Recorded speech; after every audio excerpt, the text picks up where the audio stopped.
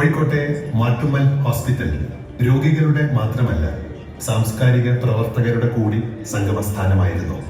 വ്യത്യസ്ത മേഖലകളിൽ ഒരേപോലെ താല്പര്യമെടുത്തിരുന്ന ഡോക്ടർ മാട്ടുമ്മൽ അബൂബക്കർ കോയ ഹാജി VM ആണ് അതിന്റെ അമരക്കാരൻ.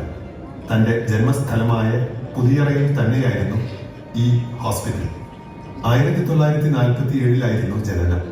കല, സംസ്കാരം, കായികം, രാഷ്ട്രീയം അദ്ദേഹത്തിന്റെ കർമ്മ മേഖലകൾ പലതായിരുന്നു.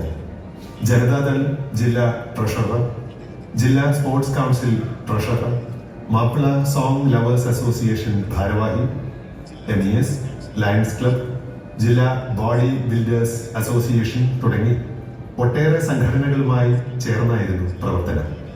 ഭാര്യയും 5 മക്കളും ആ ധന്യ പൈതൃകത്തിന്റെ പിന്തുടർച്ചക്കാരായുണ്ട്.